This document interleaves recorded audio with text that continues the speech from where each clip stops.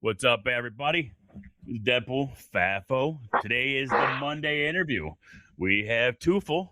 I've known him for a while now, and we're going to go ahead and talk about some psychology stuff. Basically everything that people take the microdoses of this shit for, right, Teuful? What's up? Yeah. Oh, pretty good, man. Been doing good. So just kind of wanted to give a little background on me, some credentials, I guess you would say. I'm a psychologist, but I am not your traditional chair psychologist. When I was going through college, I quickly realized I don't really like dealing with crazy people. They don't listen to you very well. Like, you give them a whole bunch of homework and they don't do it. And that's a special tool to deal with those people. And I'm not fit for that. But I can understand that completely. There are areas in psychology that people may not be aware of, and mine is I'm an IO psychologist. It's an industrial organizational psychologist, and it's a behavioral view to business consulting. So I will go into a place and the same behavioral approaches that you would use on a person, we adapt those to a business and you treat it as such. So you eliminate good behaviors you eliminate bad behaviors and then reinforce the good behaviors. That's all pretty basic stuff there. You're basically telling them what is the best way to run their business using a psychological point of view. Correct. It's like a very elaborate carrot and stick program. Yeah, well, that's the best way no matter what you're doing. Everybody likes the carrot. Correct. Now, the big thing about the carrot that I find is, especially in the business world, they just assume that everyone wants money and they're like, this carrot works well. And that carrot doesn't really work well for everyone. Because you need to reach some threshold of money, because if you don't hit that threshold, no one really cares about your job. They're not making enough money, so they don't focus. But once you reach this like minimum threshold, then it kicks into quality of life now starts to rank more than actual money. And you can offset it with money. It's not it directly just kind of flattens off or anything. But right, for the most part, or else rich people would stop making money and trying so hard. It's correct. Everybody has what they want in their life, and money's not always the only thing important. Yeah, like I don't ever hear Robbie down the road talk about his legacy and which buildings he's going to leave his name on. But once you get into like billionaire status, everyone's got $1 billion in the billionaire club. What buildings do you own? Right. I own a hunter's cabin. Yes, indeed. But I'm still in the world of renting right now because it is not a buyer's market. We've been looking around. Interest rates are still insane on houses. I don't get it. It's like 8% on money right now. Well, the whole fuck. I don't know that much about economics and this whole fucking thing, but I do know that the banks are fucking bullshit. I know that much. So how can you be broke, not give me a loan, but you're still giving billions of dollars and millions of dollars for bonuses to the people that run your business? I mean, that's one of the things. That's one of the things that would just not be a carrot for me. My owners are making millions and they do nothing, and then my bonus is a fucking turkey for Thanksgiving. Fuck you. Yes, indeed. Well, so that kind of pigeon toes into something I've been saying a lot, and it applies to almost every situation I look at. And do you remember those little mazes that you would have when you were a kid? You had to like get to the center. Right. You'd have to like draw a line. Well, if you start in the center of that maze and try to get out the maze, it's always so much easier.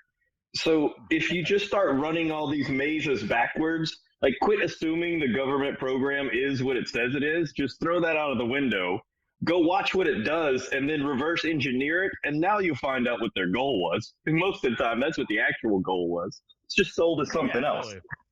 Yeah, it's like when they run a new law or something, an amendment or whatever the fuck they're doing. Why does it have to be 3,000 pages when the last 2,998 pages are from big pharma or fucking energy companies? You know, it's fucking everything they do in the beginning is hiding what really they want to do. So yeah, fuck that. So that's basically what you go in there and you're basically telling them the best way to get the most work out of their employees, or just Well, it depends on what the scope is. So most of the time, I can't get into a company that way. We pigeonhole in through the safety department, because if you bring in a psychologist and you're doing a behavioral approach to safety items, you get an instant rebate on your insurance that year. So I'm paid for by showing up, and they're a little more accepting for that. It's like, well, we're not losing anything. We're getting a discount, so let them go. In that situation, and that was mainly with like I was inside a nuclear power plant helping the control room operators for a while. And those guys, you can definitely tell it was just for the insurance. They didn't want me saying anything. Just leave the guys alone, sit there. Yeah. Just sign But in. now We just need your time card. Correct. We just need to prove you're on campus for this insurance rebate. Now, there's also your other guys who will approach you with a specific problem. And those are a little more interesting. They're a little more fun, but they tend to be a little more difficult because they have a problem. But if the solution doesn't match the solution that they wanted, they tend to push back on that. And that's kind of not how fixing thing works. Like if you brought me your car and I was like, the alternator was out, you were like, cool, can we change the battery anyway? No, the alternator's out. Right. So it just kind of depends on where and how they pull you in. Right. Interesting. So now they're talking about, you're looking at this from the standpoint of us using the psychedelics and stuff. Like you're using how are you connecting those two? I mean, you're talking about it, but I wasn't really understanding as far as. Okay, so that's just what I do as an IO psychologist. All right. Right. And I basically use psychology like a hammer. This is a tool, and how do I use this tool to get people to do those results? Now, when you take that approach and then you bring that over to the therapy side, and instead of looking at your traditional therapy model, what I would focus on is more of the behavioral aspects to this. Like what are you hoping to accomplish with this therapy? I would never want to replace a psychologist. I think one of the important things with this is you need an actual psychologist. There are very few people who seem to get the full benefit out of these on their own. It just doesn't work that way. I was under the assumption, because I've done my own dabbling into psychedelics, that everyone gets the message. And I think some people maybe get the message, but it gets lost in translation somewhere. It does seem that you. Go ahead. I find that you could tell people the most important things, just the building blocks to get the most out of it. Like the most important being set and setting. But then everyone always just wants to go ahead and get that hit. I say hit only because that's basically what they're looking for. They just want to go fucking zooming. They want to see aliens or something while they're sitting in the middle of a fucking graveyard drinking and doing meth. And then they want to pop a couple's rooms and have a nice high. That's not how it works. If you want things to work, there are steps that you have to follow in order for them to work well and help you fix your life and things that are wrong with you. Yeah. I mean, but yeah, nobody cares about the steps that it takes. They just want the end result. Basically, like you with the starting at the beginning, the middle of the maze. They just want to get there. They don't want no fucking hallways. Yeah, but just because you started at the end of the maze, you still have to make all the steps backwards that it told you. Like just because you know the steps, if you still take the wrong turn, you're never going to get out the maze. You still have to actually go through the steps. And I think that's the part that people miss. And I was really hopeful for the way they're doing it in Colorado right now is that they're specifically writing in laws for facilitators. And that's where this really comes in is it would be a facilitator to therapy, someone who's more focused on how to use the mushrooms as a tool for therapy. Just like we would use the psychology. I've dabbled around with it. It is just another tool in your tool belt. I mean, it won't work for everybody, and if it's in your head that it's a drug and it's bad, it's not going to work for you because you have to be brought out of that mindset, or else it's never going to work for you. But you being a psychologist, you have a tool belt, and the more tools you have to go ahead people over the head with a hammer, that's the best thing to have. Tools. Yep. Now, and another thing is I don't necessarily see a big benefit in microdosing yet. There's a lot of promise and there's a lot of buzz around it, but actual results, it's still a little anecdotal. It's not showing. That's you just don't have enough time yet. It's a placebo effect. Correct. Well, you need more time. Absolutely. I mean, don't get me wrong, but I mean, a lot of people that they take them also, they're on antidepressants, which completely fucks up the whole point. I mean, I don't know exactly how well it works. I mean, you might know more than me on this subject, but if you're on antidepressants, it's hard to even get a dose on psilocybin. So correct. From what I understand, it makes the cost of admission to the ride higher. Because my girlfriend, she was on some meds, and she'd have to take a lot more than a normal person, but she was able to get there. But I think the benefits 1 ounce later. I really think the true benefits in the therapy though are your macro doses, the trips that if you had a wonderful, pleasant time. Correct. You're not supposed to enjoy what you're about to do. It's going to show you some things that you didn't want to see about yourself, and you're going to have to take this information that you didn't want, package it up, and then come up with some plan to do something different tomorrow. Like the trip is the insight, but then the actual work starts tomorrow. That's going to be difficult. You're learning more about yourself that you didn't realize because it wasn't on the surface. And that's why normally when they facilitate these things, like you're saying, like if it ever became decriminalized, I would love to have those things, those rooms you have set up, and you're there taking care of that person, getting them in the right state of mind, throwing some headphones on them, throwing the blinds on them, fucking who the fuck cares, whatever. But then at the end, it's important. You take notes. You write what did you see? How do you feel? What do you think you need to do? Write that stuff down, because now when tomorrow, you're going to be like, oh, maybe that's not what it was. But now you look at that fucking list and it says, yeah, stop petting my dog the wrong way. That's that's the wrong thing. Your body was telling you, don't pet my dog against the grain. But it's just. Yeah. Now, I have done some facilitating with some friends and associates.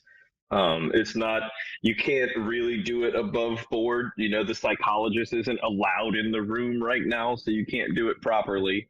But it's one of the big factors in doing that is priming and making sure that you're in the right mind state. Just like you said, set and setting is important. You want to use set and setting as a kind of a kicker. So if you think that you have an idea of what you want to work on. Like me, I yell a lot. I have a temper. When I go in, that's what I'm focused on. Like, what are some things that I need to do better to control my temper? But before you go in, you have that talk. You get your head in that mind space of already processing that information. So when you do go under and you start getting all these random thoughts, it's there to bounce around already. It was in today's working memory. It's in our RAM before we dump it. Right. No, wait. And you said you're not allowed in the room right now. Technically, a psychologist can. Well, no, I am not a psychologist at this point. I'm not. This isn't a practicing. Like, I don't have a medical license because I don't need one to do it with a normal person. If you just sat down with a normal person and you're talking about work performance, that's not technically psychology, even though some people try to argue that it's kind of a loophole and they don't like that. But technically, that's not a psychologist. What you can't do right now, instead of a guidance counselor, you're like an occupational counselor. So it's almost, you're like, let me tell you how you can fix your shit. Uh-oh. Phone went black.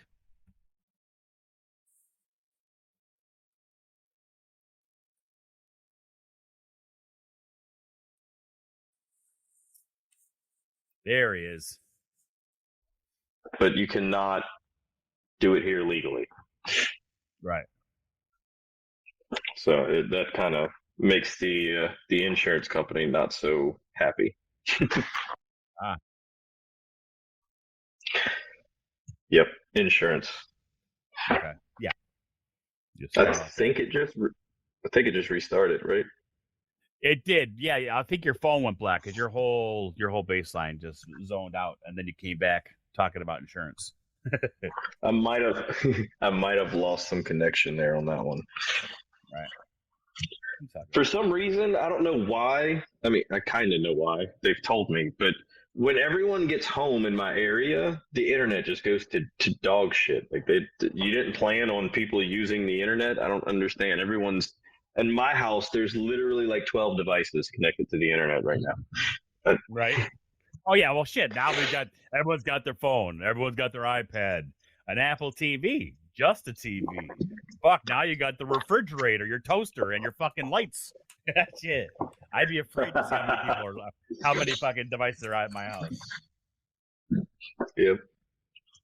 So, another thing that kind of comes up that I may have a little different take on is some of these markers that people don't like, oh, I'm depressed or oh, I'm anxious. That isn't necessarily a bad thing all the time. It could be. Right. But a lot of times you need to break into that and go, well, I'm here because I'm depressed. Well, all right, let's look at your situation first. Why are you depressed? Like, don't tell me you're stressed out when you're spending all day in a trap house. Okay, and it's pretty simple. I already know the answer, But yeah, you got to find out what's causing the stress and anxiety, and you're not going to get that with microdosing. You're going to get that with the macros. Yeah.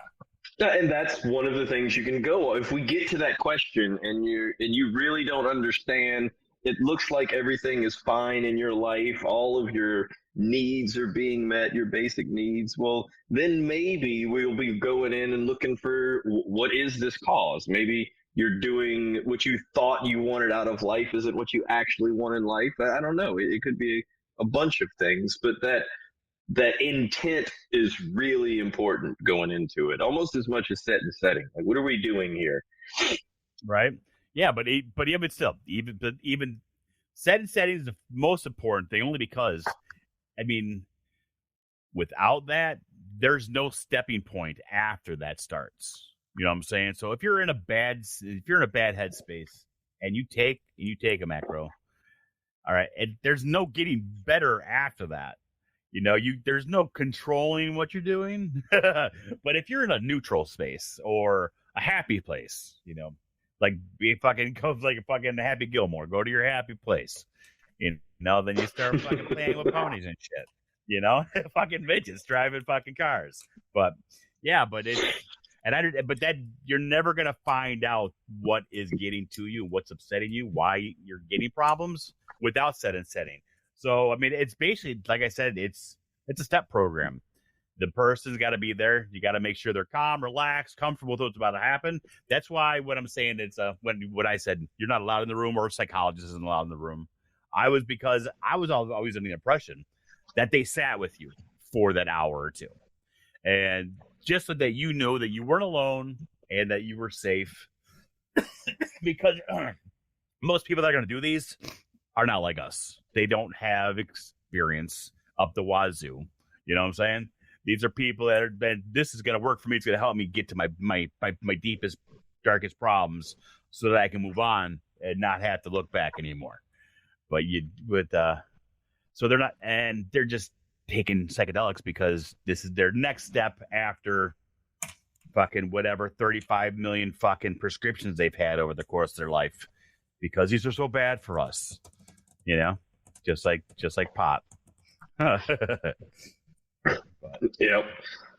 Now that was a big one as far as I thought, and that I really got depressed by some of the news that I got back from MAPS this summer. I thought we really had a chance to hit the scheduling laws finally and make this stuff federally legal, because what we needed to change the scheduling laws was proof that it does have medical benefit. Not people saying things, even though it's true. You had to have actual clinical trials that show that it's went through an ethics board, that it's going to be okay.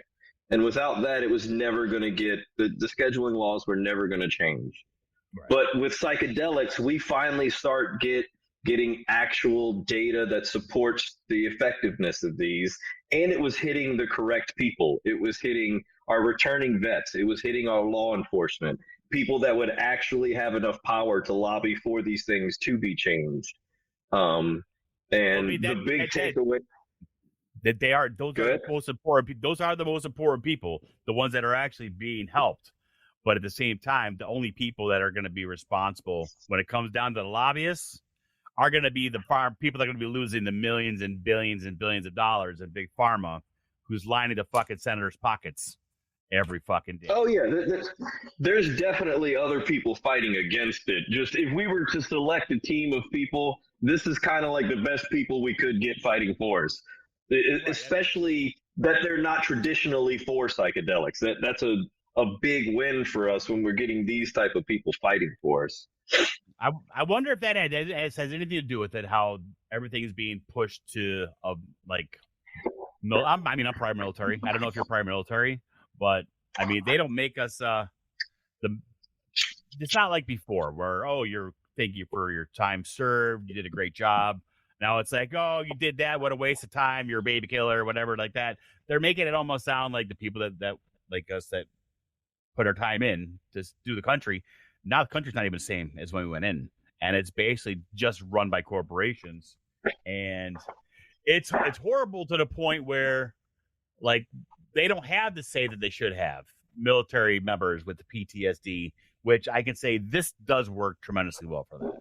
Tremendously well. I know that for facts, but they don't think, they're not taken as serious as they should be. But if you were to get a police officer, I think they actually are taking it serious, because it did start making big waves and it did start making big change.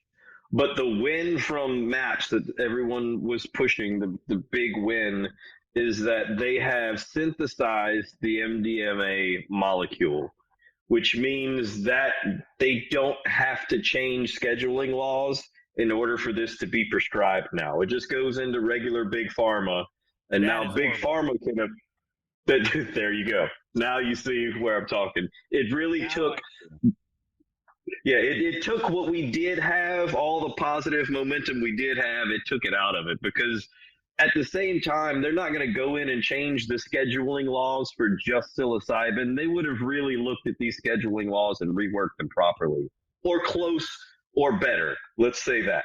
And I thought we had a chance of that happening soon. But now with these synthetic molecules and it going into big pharma, I don't really have a good outlook on federal schedule laws changing anytime soon now.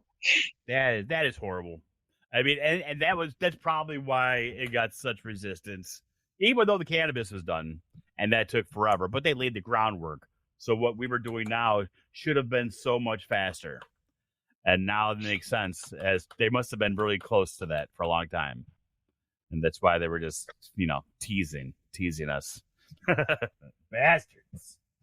Yep. But that's what happens as soon as you show actual results. Then, and it's not just people talking. Like, we've all heard these amazing stories about mushrooms, and I believe 90% of them, let's say. But none of those stories are going to be enough to get actual change done. And we really started to see that, and it didn't go where I wanted it to go. No.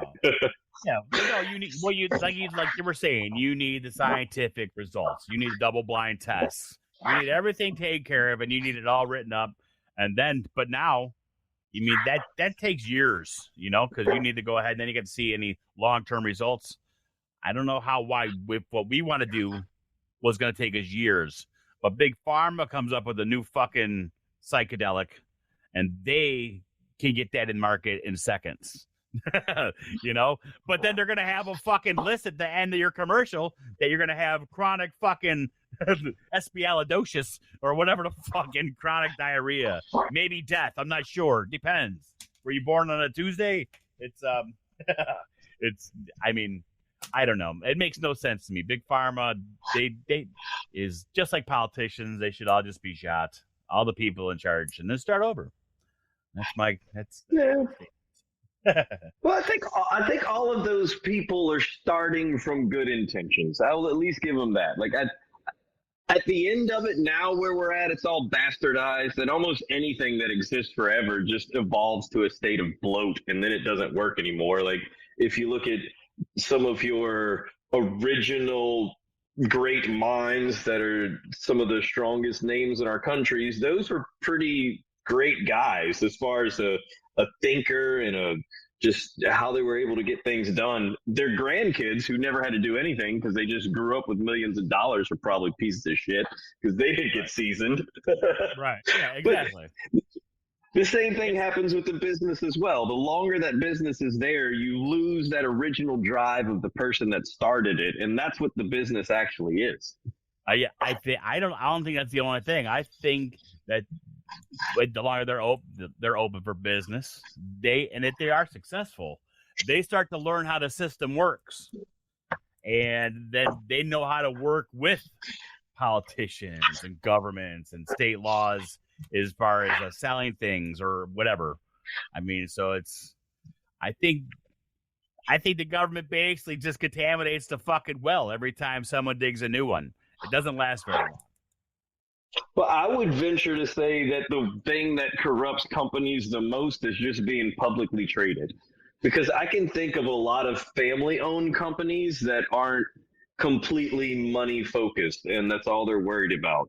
Because you have to keep the stockholders happy. Now it's no longer just about the company; it's about the stockholders. That's a great point of view.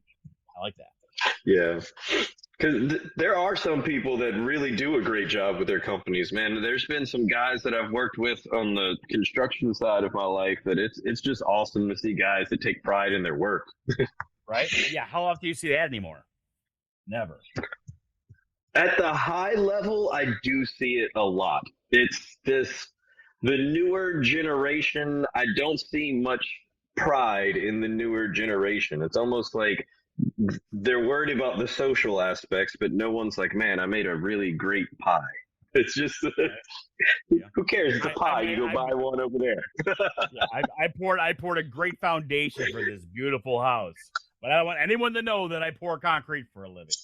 I need to get the fuck out of here ASAP. Yes, indeed. Yes, indeed. Anyway, let's do. Hold on. We normally start by asking simple things like you're growing. Like how long have you been growing? Growing, I've been 2 years now, right at 2 years. Minus a few months, I'm on a hiatus right now. With it being as illegal as it is here, I figured it out. Now I just need to relocate. There tends to be this funny thing where I didn't get addicted to the psychedelics, but when I started growing, I realized a couple months later that I'm addicted to growing mushrooms. Like I had 2 rooms of my house are now filled with tubs. I've turned my garage into a lab, all just to grow them. I'm not even taking them. These things have completely taken over mine. It is my Zen space. I started my original server where I found all my guys like Feral and Trim and Geeky. I brought them all in. And but that was so long ago. And now it just gets crazy. But we all started with small grows, and then all of a sudden, now we all have fucking labs and shit. but my thing is, I don't give a fuck what I do all day long. If I come home and I sit in front of those flow hoods and work, I myself feel happier after I'm done. That flow hood just blows all the shit out of my life. It's fucking nice. I miss the perpetual sway of the anchor weight on top of the pressure cooker. It was a solid sound inside of my house because I run like 2 to 3 cycles in my pressure cooker a day, be it grains or sub, whatever I was pressure cooking. But it would just be all day I'd hear that, man. It took a while to get used to not having that in here. Right? It's like leaving New York City to go live in the country and you can't fucking sleep without the horns from the cars. Nice. I'll give you the inverse. It's like going from the country to the city and you're like, where the fuck are my crickets? Right? There you go. About the fucking same. Tomato. Yep. But let's see. Favorite strains. My favorite strain to look at, I really like the blobbier Enigma strains to watch. Like it almost looks like coral. It seems a little more living to me for some reason. It does. And then it's a longer project. You get to watch that thing for fucking months. Yeah, the last one I did, it was in a bag and it fruited for almost 2 months. I was like, is this thing ever going to be ready? And it was my first time with Enigma 2, and they're like, don't touch it till it starts bluing. And I thought it was broken. It just wouldn't blue. It just kept growing and growing. Yeah, dude, that's crazy. That was my favorite one to grow, but I really fell in love with, like, as far as what produced the most, a lot of the hillbillies and the penis envy strains, the apes. I grew a lot of apes, man. Those used to produce pretty good. That's the cross that I'm working on right now. It's almost ready. It's ape and Ecuador. Well, let me clarify. That was apes 412. I don't remember exactly who came up with that one. It wasn't the normal apes that took forever and made the little bowling pins. These threw like big dicks. Right. No. All the apes are different. I mean, 412. That was just off of a 412 fruit. Maybe unless you're getting isolations, but as long as no one's sending you a swab with 412 on it, you're good. Yeah, that took a while in the beginning as well as a introductory person. I think out of my first grow, I maybe had, how many strains did I have? 7 different genetics, and 3 of them were not what was sold. It's a big, you're not really getting what you're buying from a lot of these places. Oh, no, hell no. Or even when they go in the head, dude, I mean, the way the marketing has gone with these, I mean, the people selling the stuff online and everything, not saying they don't have good products. I'm not saying that at all. But they're either delusional or just straight out lying most of the times. Like, whenever you see, like, an ape R, or even R at the end for revert, okay, an ape revert is just a penis fucking envy. All right? You don't fucking go all the way around the fucking circle, and then because you didn't take care of your shit and it fucking recessed back to what it was, it doesn't make it a new strain. It's back to the old strain. You lost your isolation. You know? You don't add that R at the end and add another $20 on a port to spore swabs. I mean, it's like, what the fuck? I don't know. I don't sell like that, so I don't fucking know. And don't get me wrong. I mean, how hard would it be for me to fucking sell swabs? It wouldn't. Not at all. I could do that all day long. But I don't know. I couldn't deal with it because people, yeah. I mean, you get these swabs that are fucking, you know, you get New Zealand's, or you get some rusty white, and it's a fucking black swab. You know they're fucking rust-colored swab, fucking spores. How am I getting a black fucking swab? It's like, come on. I've had shit from fucking, like, that was pencil graphite on a fucking swab.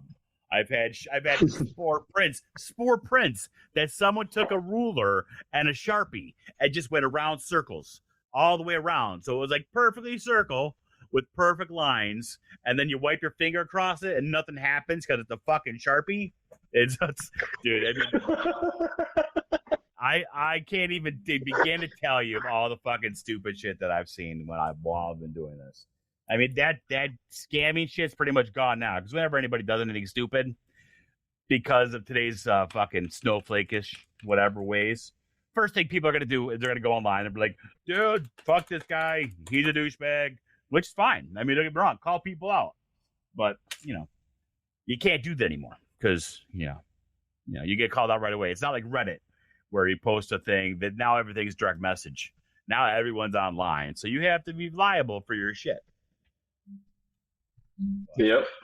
Now, when I got into it, I actually had to find reputable people in the community, because even some of your more legitimate sites, let's not mention any names, the stuff that they put in the syringes were not what they said either.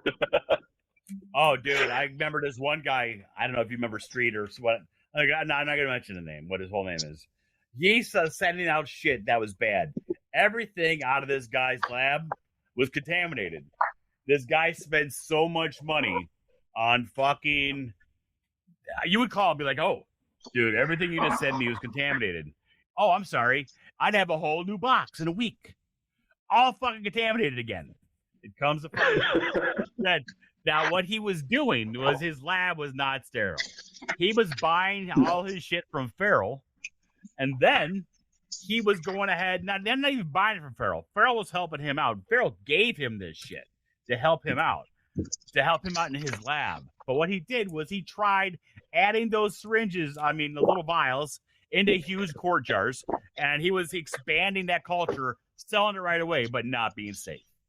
So basically, the stuff that was given to him as a favor, he's making tons of money on, but he couldn't have made any money because he had to ship things out 5 or 6 times before the people finally stopped. I mean, literally, I bought like 3 gourmet mushrooms things off him for like $30. That's gourmet. I didn't have anybody did that shit, whatever.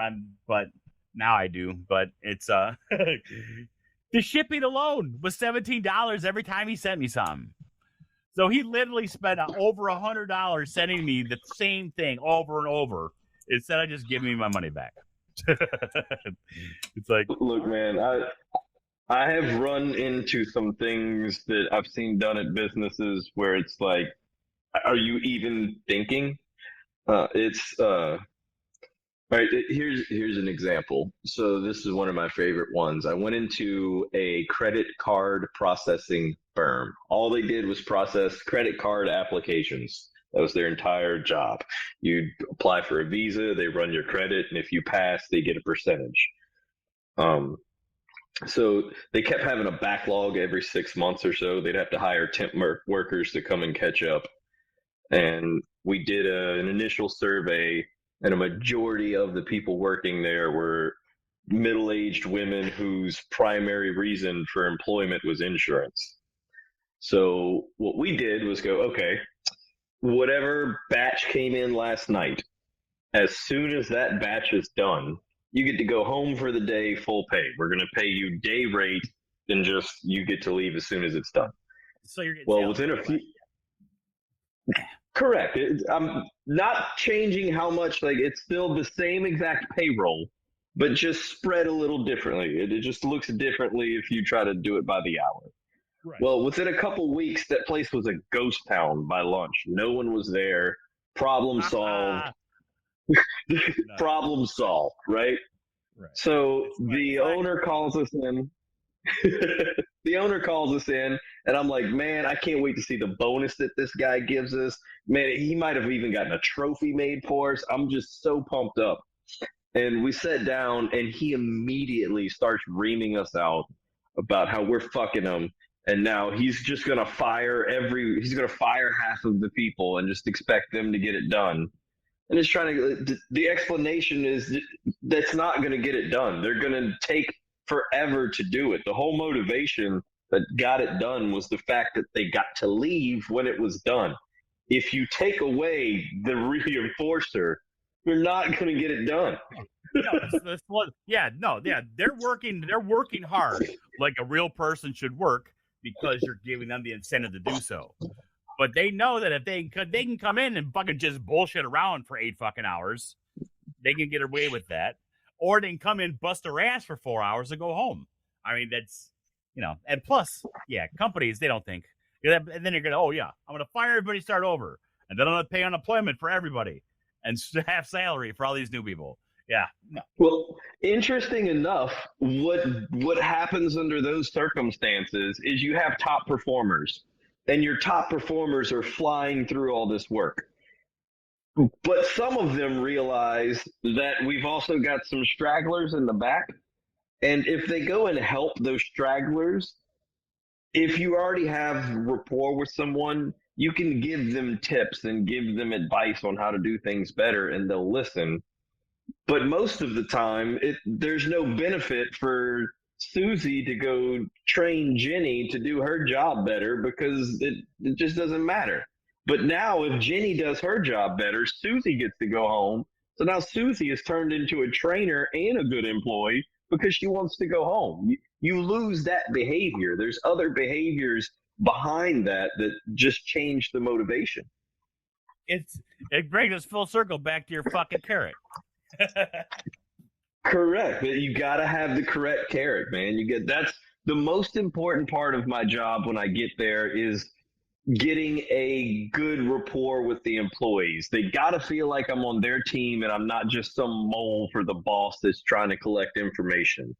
And usually the way you do that is I have to go get some big quality of life increase for them quickly. Like something as stupid as they didn't have enough electric cords at one spot, and that was causing them to take longer to do jobs because they had to wait on someone to finish the electric cords. And it was like, bro, why don't we have an electric cord? And they said it has to go do whatsoever. But you just go find the right guy and you're like, hey, there is not enough extension cords for people to do their work. I can't expect them to perform. And then they finally go get the extension cords. And now everyone's happy they can do their work. You get something done like that, and then you can kind of get them talking and you find out where the shit really is broken. Right. Oh, yeah. And it's not broken in result. It's usually broken in process. They've got some process in the way that just doesn't make sense. Yeah. Or they're just too lazy and don't give a fuck. It could be either. Correct. That's why you got to change the reinforcers. It's almost like my approach to parenting with your kids. You can't, if you think you can stop your kid from doing anything, that's hilarious. You can only hopefully influence their desire to do it. But if a kid wants to do it, it's going to happen. Right. And same thing with your employees. If your employees want to do something, they will figure out how to make it happen. Like, and this is a good example of it. We tend to think that people in prisons aren't very smart. Those are probably some of our less intelligent people in society. But then if you look inside the prison economy and see the shit that they FAFO'd, you're like, this guy must be a fucking engineer. I wouldn't have figured that out. you're like going in there. They're like, I'm lighting this fucking illegal cigarette in this illegal paper with this illegal tobacco with this battery that I've torn the siding off and I've taken the headphones. I've stripped the wire down for the headphones. I'm using this high gauge wire. And I'm going to go ahead and I'm going to conduct electricity through this copper wire. Watch as it heats up. And now watch as I light the cigarette in prison with all these wires. Like, that is fucking brilliant. You know, it's like, what the fuck? Yeah, no. They're like MacGyvers. People, I don't know. It's the motivation, man. They wanted some wine. We got a toilet and some old purple drink. Why don't we just ferment the purple drink in the toilet? Now you got prison wine. Yeah, we got our fruit punch. Give me some bread. Someone's got to get us a glove, poke some holes in that bitch, and we're in. Yes, indeed. Yes, indeed. I might have spent some time in there. I don't know. I've watched another movie once, but fuck. Oh, there he goes. Yep. And you're back. All right. But Fuck. All right, let's see. How about this? I'm gonna ask you a couple questions here. How about totes, bags, shoe boxes? I think it's preference. It depends on what you're doing. I was partial to totes. I liked my 32 quart tubs. They tend to work well in my closet. I found the bigger tubs didn't really give me much more space, and I could just stack them up. Right. I got to. Nothing- They're easier to look at. They're prettier to look at. Nothing beats a nice full canopy when you're looking at your totes. Nothing in the world is better than that. Yep. As a matter of fact, I like them so much that, and also jars for a similar reason. I just like to watch my mycelium grow. It's just prettier to look at my jars. But I had set up shelving in my bedroom just so I could watch my jars every night. They were like my kids. Instead of counting sheep, you're counting jars. You're looking at it. Yes, there's 1, 2, yes, 3, and I'm out. Yeah, I'm sitting here talking to you, looking at about 50 colonized jars right now. When I closed my lab down, I had right at 80 colonized jars. Nice. And wasn't even selling the things. They're just growing them. I was collecting them like Pokemon. Hell yeah, dude, gotta have them all. But I normally would have more than this, but you probably heard that I had my fridge accident and whatever else. So I'm dealing with a couple. But then one of my fans from FAFO, I don't want to do his name, Mushroomski. He sent me a box to help me get my jeans back. He sent me like 18 strains, like 3 plates, and a whole bunch of fucking swabs. So I've never met the guy. He was a fan of the show, and he sent me fucking some genetics. So big shout out. Thank you very much. But yeah, dude, I was like, I would normally have tons of jars, but I'm just sitting here at I got 1, 2, 3. I got about 8 strains going, multiples of each, and I got about 40 bags in the colonizer, and half of those are going in the tent for fruiting tonight. And I also like the totes for ease. I really did neglect tech on my totes. It took me a little while to dial in my hole patterns. I had some with filters, some with the 1/4-inch holes. And I tend to like the 1/4-inch holes a little bit better than the filters, just because you don't have to buy filters. Right. But it was a lot easier. I ran bags as well, but the sides would fog up a lot. They'd condensate, and it was a pain to get them in and out. Like sometimes if you got a big canopy, you almost have to cut the bag or you're going to tear your canopy, so you can't get a good picture. Right. Aesthetically, I don't think the bags were there. But I think if you were producing bulk and you just wanted weight, I think bags probably would be an easy way to go. It's super simple, super cheap. I mean, it's fuck. I mean, what is it, $15 for 50 bags? But it was. This entire hobby is incredibly cheap, and I know that may sound. I hope I don't offend anybody with that, but it really doesn't. To set my entire lab up was like $3,500. There isn't anything that I really could have got into that required equipment and things like this. That's all that would have cost me. I mean, the last time my daughter and I played Magic the Gathering for a year, that was almost $10,000 in cards that we played. It was a pretty. That shit just came out when I was in the military. We played that in boot camp. In A school. I forgot about Magic. That shit's awesome. And those cards are so fucking expensive now. It is fucking ridiculous. Dude, Post Malone just bought a Magic card for $2 million. Yeah, well. That's crazy prices.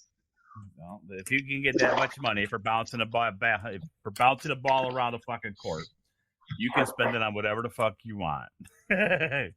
Oh shit. Yep. But even beyond that, like if I was so lazy that I did not want to clean my tubs ever, you could still. It was what, $12 maybe is what I was in for a tub all in, and then I could have just tossed it. Like that's still super cheap. even now, I got these ones that I just found because I'm getting ready to do some totes now. I haven't done totes in about 3 years because I went to the fucking, but I miss my cannabis. I really do.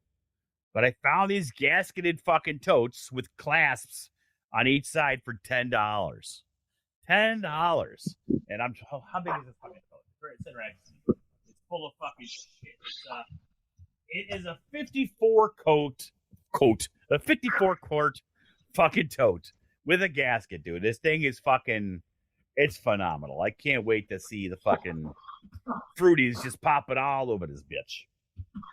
Well, I tell you what, I don't know how many people realize this, but Black Friday is the time to go look for totes, man. You go online and you hit some of these like Walmarts. I ended up getting 4 packs for like almost 30. God, I can't remember. It was $30-something for 432s. It was like $7 a tote. It's pretty cheap, man. That house stuff goes on sale for grandma. Capitalize on it. We're almost there. Oh wait, no, we're not. Yeah, we are. It's almost time. It's getting close. But you're saying $3,500. I mean, for me, that's crazy. That means you jumped in bad. Because when I started over 20 years ago, I had a pressure cooker and some jars and a $15 syringe from Hawkeye. Everything else was done in front of the oven or in a fucking still air box, which was one of my totes turned down. Well, let's say there were 2 levels there. That's kind of the whole thing. My intro, which this is all you really need to do it successfully, and you'll have a high success rate, I think. I had a broke boy fan and a pressure cooker, and that was it. That was in for like $150 to get started. You can make a fan fucking nice and simple, and if you don't live in a fucking sewer house, that fan's gonna work perfect for you. You know, I mean, don't get me wrong. I'm saying what you said was expensive, but my lab now has a lot of shit in it. I mean, I'm sitting next to Mine too. I got 2 Mac 10s I'm looking at right now, sitting next to each other, side by side. Yeah, by the time you get shelving blew my mind. That's where I did not expect to spend a ton of money was on shelving. $60 a shelf. 60. I remember back when I started, you could get those nice wooden shelves with the doors on the bottom for the whole bottom rack for $28. And now I'm paying $60 for 4 fucking shelves. Whatever. Yes, indeed. Yeah, that was another thing. Forever. Yeah, I got those on Black Friday too. I hit the Lowe's Black Friday sale. Got me some nice thick 4-inch Craftsman shelves. Nice. I got the black ones myself, but I don't have the square things. I got the round legs. But these things last. Gotcha. Of course, now that I said that, it's gonna break on me when I move it. Fuck it. What are you gonna do? And everybody, go to your stores. If they leave their milk cartons outside, their milk crates, they're open game. Take them. You can make all kinds of fucking milk crate with milk crates. I have a milk crate for everything. I got a milk crate for fucking doing plates, for agar. I mean, to make shit. Like I store them, so I know I got my milk crates labeled. I got one full of honey, got one full of corn, whatever. But so easy to store. You don't need to see it if you know where it is. That's my next. Mm-hmm. I'm gonna make a shelving unit so the fucking things just slide in and out nice and easy. Yeah, I saw your little lab setup that you sent me. It was nice. Oh yeah, nice cozy one. Yeah, I have everything now that has been all over the place in different labs for the years. Everything is here now. Everything. Except for Sleepy's flow hood, which is still out in that one garage. But I have one more Mac 10 around here somewhere. But so I've been waiting for someone to pick that thing up for years. But now I've got a computer in here, got a radio, television, shit. I'm about to just fucking live in this fucking place. I'm gonna set up a little cot, maybe a hammock. Yeah, little man cave. Exactly. A Myco man cave. Boom. As soon as I move, I can't wait. I'm gonna get me a barn out there, and that one will stay locked. Where do you live about? Southern Louisiana. So all right. So it gets hot as fuck down there. Oh, it has been, man. It has been. Yeah. It's hard to keep things cool here because we have our nights are colder than the days, but you guys just get hot and stay hot for fucking months. So when I leave in the morning, I leave at 3:30, and the temperature on my car is in the high 80s as I'm leaving. Fuck that. Fuck it. Yeah. You get used to it. On the bright side, though, when I was done with my cakes, I could literally just throw them out the back door and they would keep producing. All right. Nice. Yeah, we had our just a bunch of them out in the yard going around the back of the house for a while there. And I'd just go out. I got more excited for the crappy little 3 or 4 mushrooms that grew outside than my entire canopies inside sometimes. Right. Yeah. The freebies that you weren't expecting. Have you ever noticed that ones that you get outside, how fucking hard they are? And how fucking they're so dense. They are so dense. It's like, you're thinking you're about to lose 90% water weight and you lose like 60. And you're like, holy shit, I'm growing everything outside from now on. And after you fight through the 7 fucking slugs that found their way to your fucking mushroom, it takes them 3 hours to get across 3 inches on my wall. But there's a fucking mushroom outside of my compost pile. Every fucking slug within a fucking mile of my house will be on that fucking mushroom within an hour. I don't know how the fuck that happened. Yes, indeed. Now, I can tell you this. I used to run into some wild strains every now and then, but now that I've gotten into mycology, I haven't seen a single one to rob a spore from. Really? Somebody just sent me some wild ATL7s. They sent me a fucking MSS they had. It's like to Joe. I mean, Mushroomski. He sent me he sent me all the truffles, but one of them was wild, the ATL7, the Galladini. I can't wait nice. on that one. Yeah, it's like a wild one. I've never actually had the honor to work with a wild truffle before. It'll be nice to fucking, assert my dominance over it.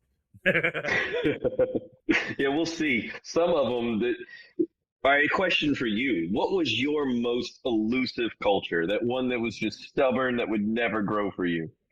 Jedi mindfuck. It's simple. Jedi mind. I have never had one successful Jedi mindfuck. Never. Not once. I don't know if it's the genetics that I got in. They were like, oh, that was great. I'm like, okay, well, it's not even fruiting.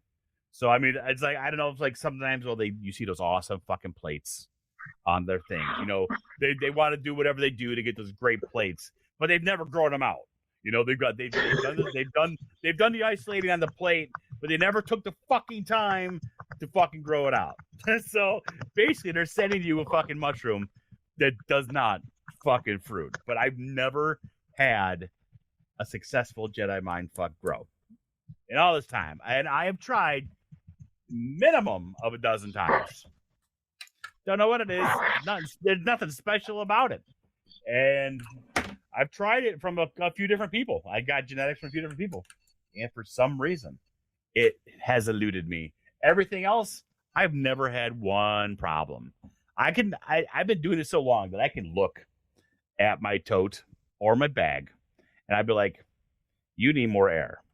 Or I'm going to go ahead and miss you, and like some of them, I do so much shit with my bags. I mean, I can just let them sit and grow, but I don't. I like to interact with them.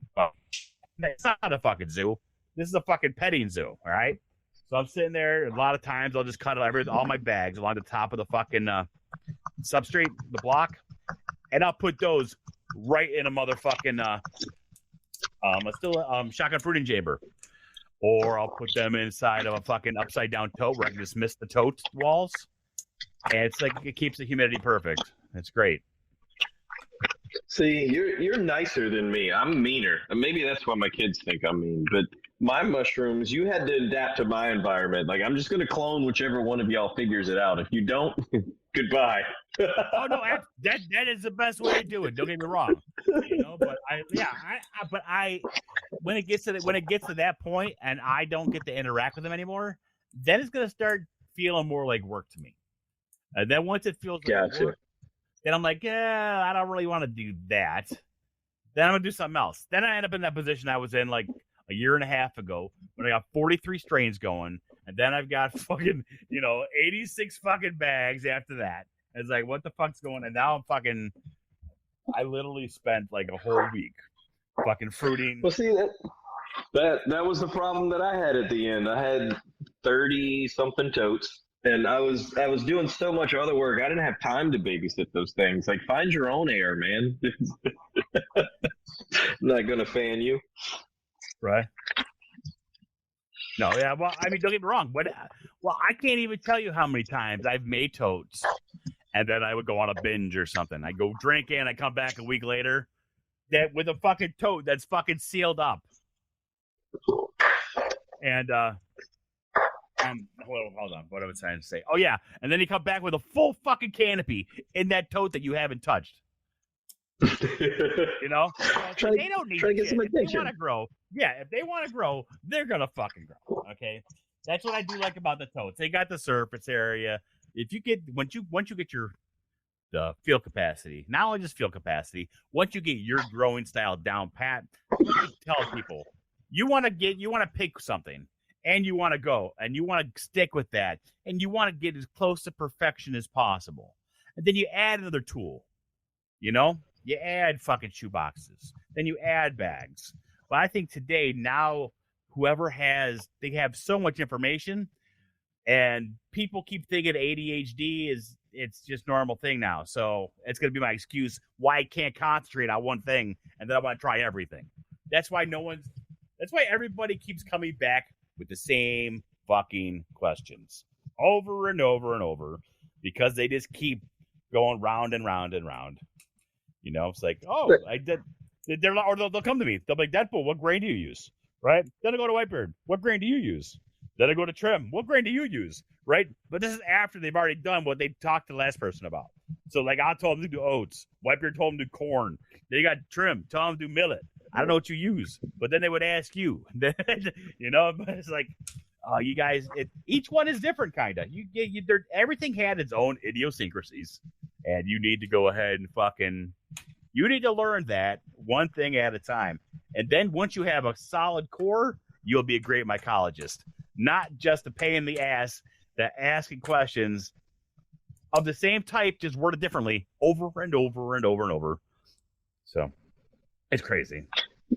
Yeah, I saw a lot of that. It's like they would look at 7 different texts and then try to make their own out of these 7 that they saw, which means you just had 7 broken texts. Like you just broke all of them and put them together.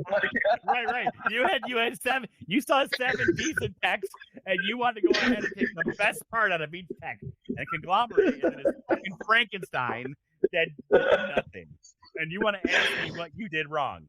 The fact that the point that you're even asking me what you did wrong is basically the best part because it gives me a really good laugh for about 35 minutes. But I don't know. I mean, I yes, the same thing. Yeah. How about this? Wait. You're plating. This is why I'm going to start asking this to everybody. How do you label your plating?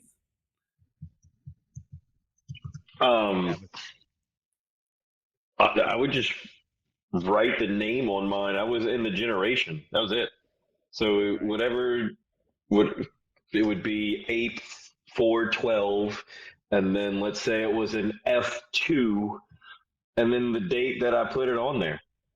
All right. Is there some special way? Is there some labeling police we need to? No. Well, I would love if I were to go ahead and say yes to any kind of police, it would be the labeling police in mycology. Every time somebody changed something to sell it, they get stabbed in the neck. Or every time they mislabeled their shit and sold it because they didn't have what they've ordered, they get stabbed in the neck. I just say mislabeling just fucks us up so badly in this fucking hobby. I mean, definitely. And well, so mislabeling, not only is there the act of mislabeling it through those means, it's just transposition. I've got two labels and I swap around this label for that label. Like I labeled everything correctly, but just put it on the wrong plate. Things like work on one label, like don't have multiple things going, one at a time. Finish that one, and now you can't mislabel it because there's only one thing to label, one label to put on. Boom, you're done. Right. It's in the. I think it's in the process sometimes.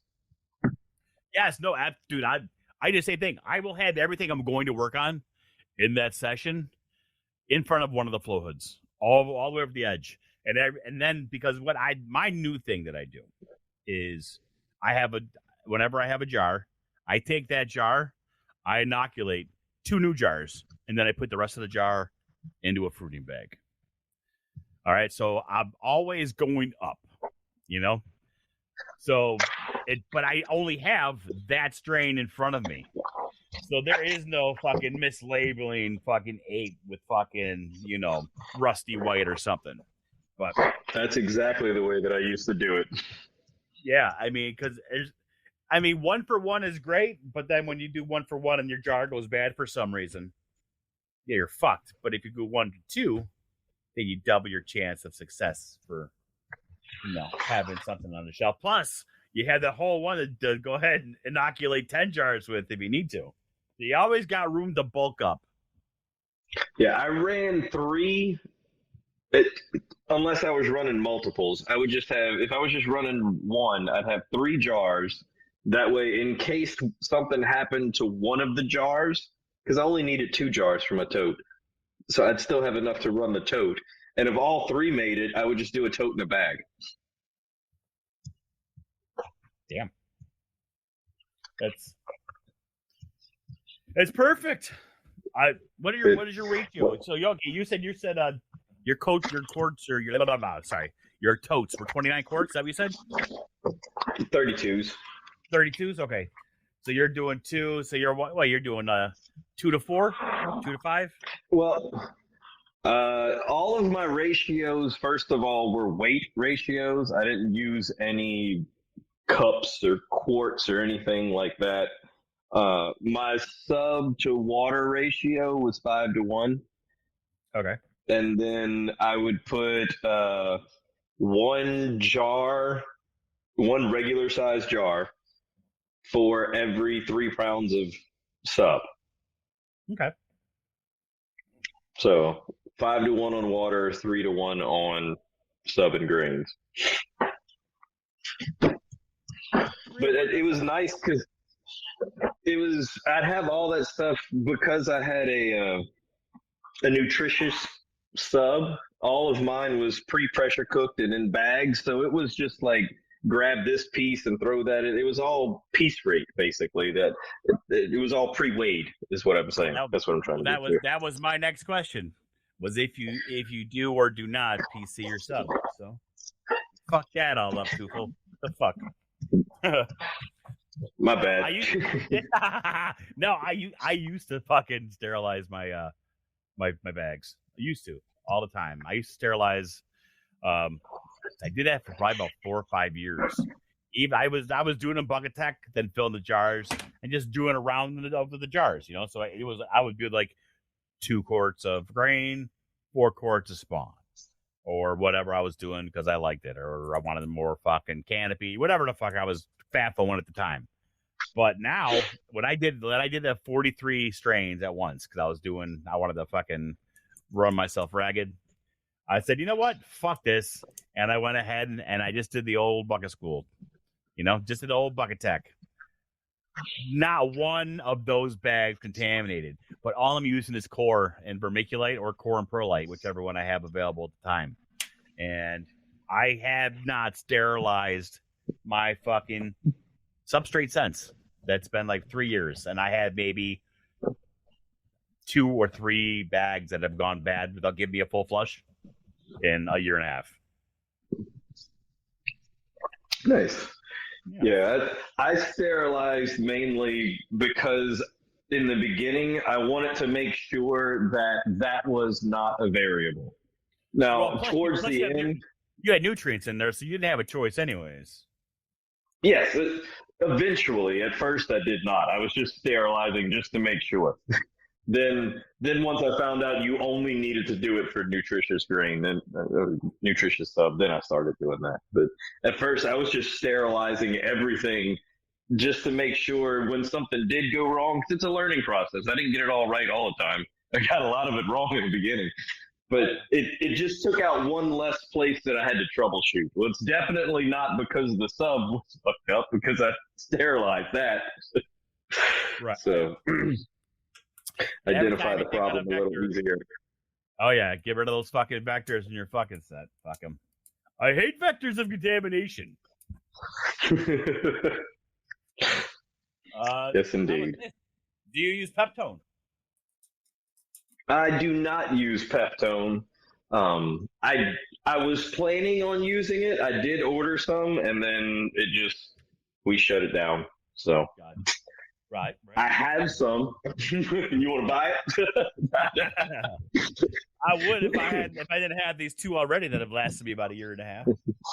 I haven't even opened my second one yet. There's such a small amount they used to use. It's crazy. But it's like fucking steroid. You can definitely tell the difference. I'm a big person of fucking calling people on bullshit. Peptone is not a fucking fad. It is not drippy corn. Shit. Yes, indeed. What kind of grain do you use? Do you use corn, Tueful? I was a corn guy. And that is strictly because I am lazy, and corn was on my grocery trip. I could grab that from Walmart while I was getting my groceries. And it was not a cheap grain. It was just clean and easy. Right. No, and I can say that the corn is very clean. Yeah, if you're getting like Jiffy Pop stuff, I mean, yeah. I myself, I don't kink shame, man. I am not a kink shamer. I don't care what anybody uses. Just don't. I mean, I just like to make fun of people when they say this is the best shit ever when it's all the fucking same. You know, once you get your grain down, you are good. But that's kind of what I saw. Good. That's kind of what I saw when I looked around was the grain. Yeah, this one performs better, but how much better? Like, are we talking the difference between first place and 7th place at the Olympics? It's not that big. Right. No, right. Yeah. Like you realize they're all in the Olympics right now, right? Like, does it really matter? I'm not getting 7th. Yeah. I don't care if I'm in fucking last fucking place. I'm still in the fucking Olympics. I got a jacket. Fuck it. Yeah. I got my participation trophy. But what the fuck? And I mean, unless you're really, really pushing a large amount of totes and bags, you're not saving that much time with a day or 2 shaved off. You're just making yourself have to do work quicker. I mean, how many times have we had shit that we should have done that we put off for a day or 2? Because we're not doing it. I mean, that attitude means absolutely nothing to us. I mean, if it does, you're on a serious schedule and you're in the wrong hobby. Because just because you plan on 10 days does not mean the mushrooms are going to do it in 10 days. Correct. Yeah. Make sure that you are being productive as well, because it doesn't matter. Right. If you're not. What's your favorite agar? What do you use for your plates? I was using telephone agar, but again, it was easy to get. It was on Amazon. It got shipped to my door. I know. Okay, let me rephrase that question. When you were making agar plates? What recipe were you using?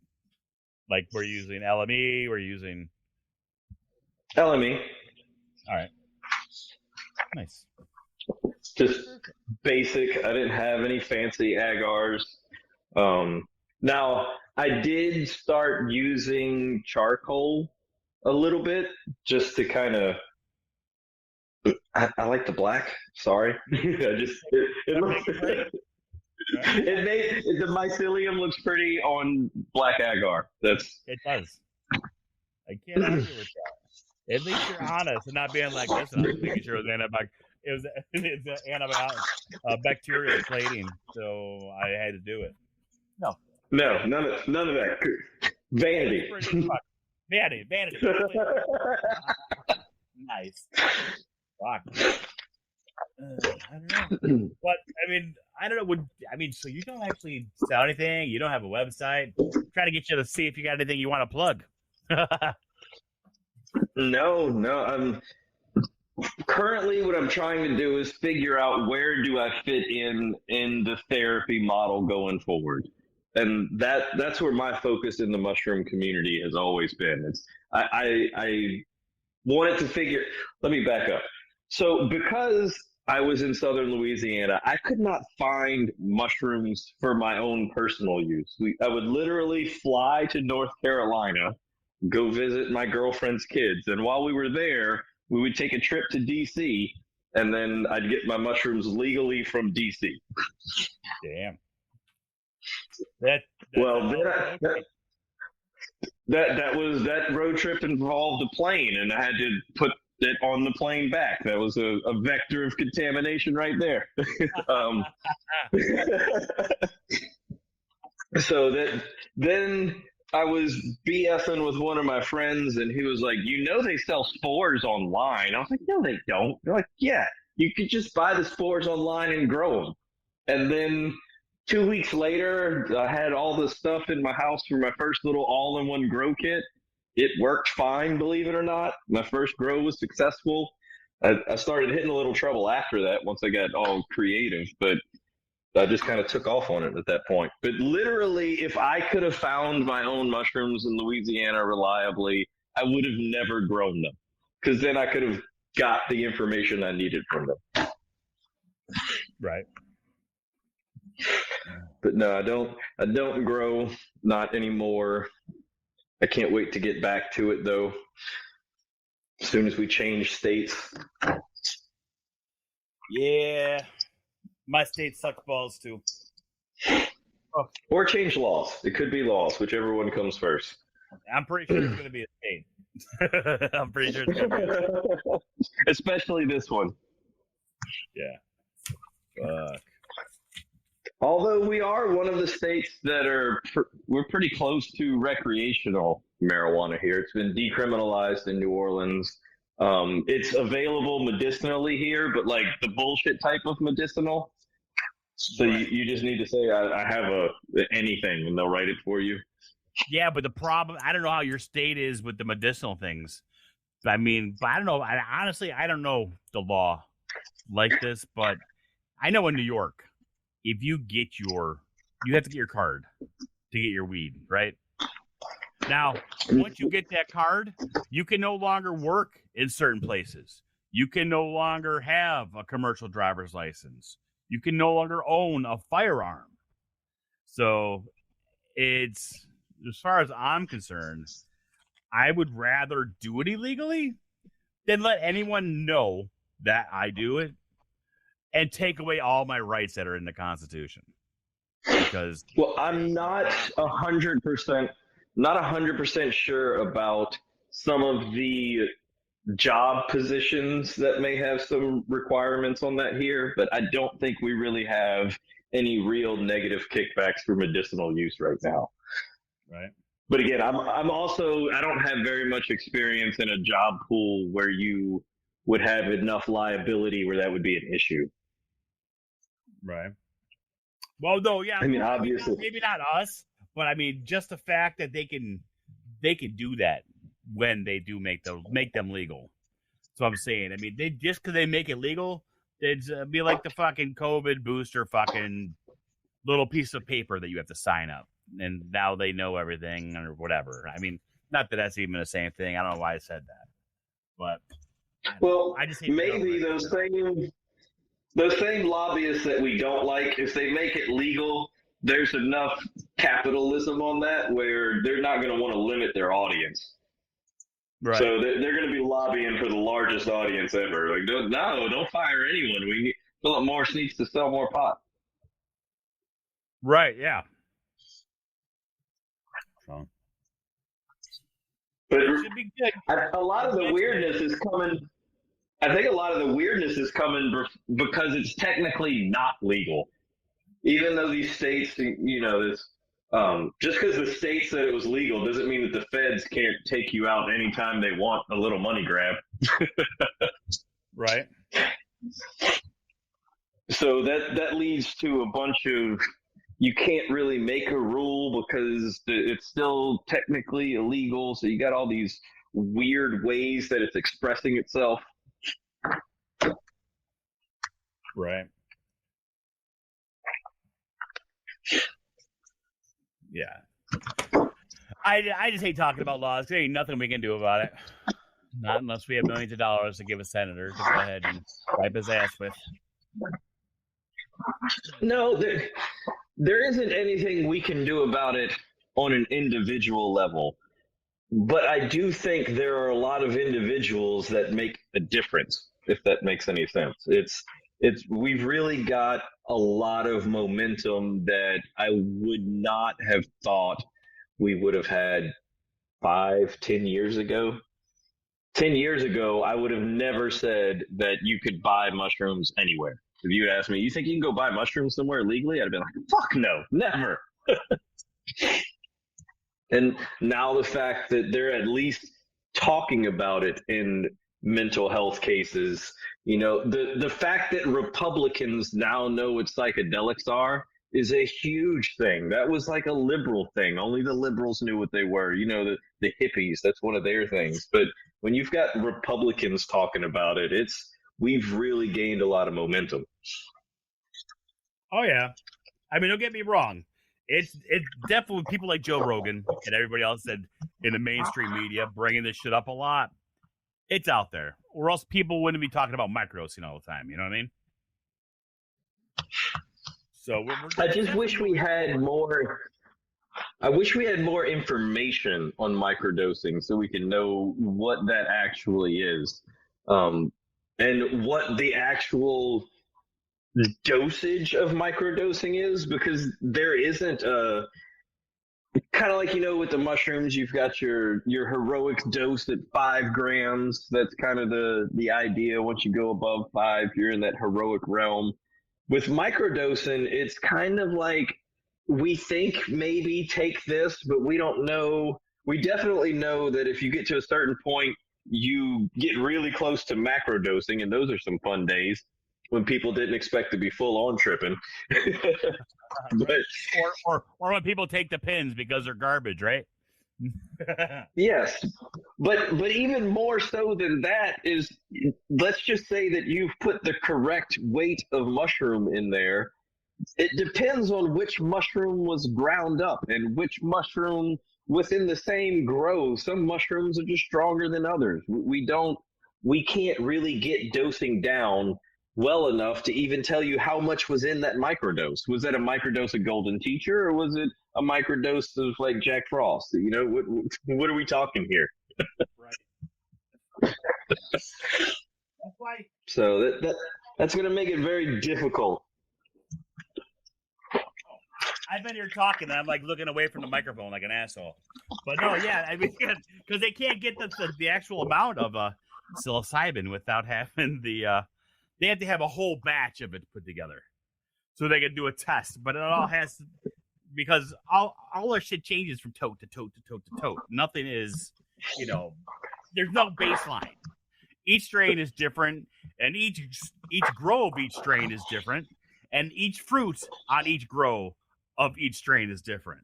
So they basically have to go ahead and in order for it to be like legal, I think, like, well, no, because they do it with pot, and that's the same way. But you would have to do a huge amount of testing, which is expensive. And then you'd have to be able to tell people exactly the percentage on each mushroom they buy at the what do you call it? What do you call those? Dispensary? Yeah, the dispensary. I couldn't think of the word for a second. I was like, and believe it or not, I do see psilocybin in dispensaries now. It's not even decriminalized, but I keep seeing it in the fucking head shops. Yep. So I mean, like, it's out there. It's And people know what it is.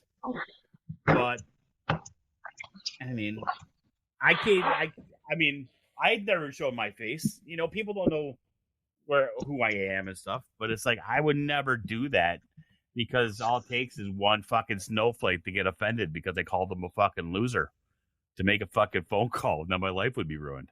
I mean, and you're in a state that's almost as bad as mine. You know, and your whole life they take your life away from you. You know, you might as well be good. You know, I'm growing microdoses for people, and you know they'll treat you like a goddamn a heroin dealer. You know. Look, it got scary when I realized I couldn't find mushrooms around here. That means there's a reason. Not right. I'm sure it's not because there's no demand. I think it's because they actually give a shit about that one for some reason. Which is odd. It's like there's only like one death that's ever been attributed. No, across overseas where the one person did shrooms and decided they were gonna go swimming like in wintertime. So it was the shrooms that killed them. I mean, it doesn't make any sense to me. I mean, stupid is and stupid does. But no, just because I do not sell them does not mean I have not tried to give them away to people, and that has even been a hard sell. Like some of my close friends, I'm like, I explain it to them, and their reply is nah.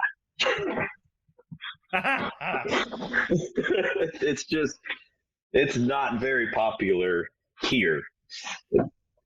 It's weird though. You don't think it's popular, but there's going to be a group of like fucking 20, 30 people around you all of a sudden. You know where they are. You haven't met them yet. And then one day you'll meet them. And then like, wait a second, you have mushrooms? Dude, everyone I know does mushrooms. It's like, what the fuck? Where have you been for the last 20 years, motherfucker? Maybe, buddy. Maybe they're hiding. Well, they are. They're good at this shit. They should do it for a living. But I thought that whoever was selling my pot would have had those, but man, they're like, no, we don't even know where to get that from. I'm like, seriously? You want some crack? I'm like, no, I don't want any fucking crack. They're like, I don't have any mushrooms, I don't have any weed, but I've got crack, cocaine, and heroin. Which one of those do you want? And it's like, yeah. So basically, if I don't have to come back tomorrow because I feel like I'm gonna die, you don't want me to. You're not gonna sell me. Right. Yes, indeed. Yeah. But all right, I don't know. I had fun.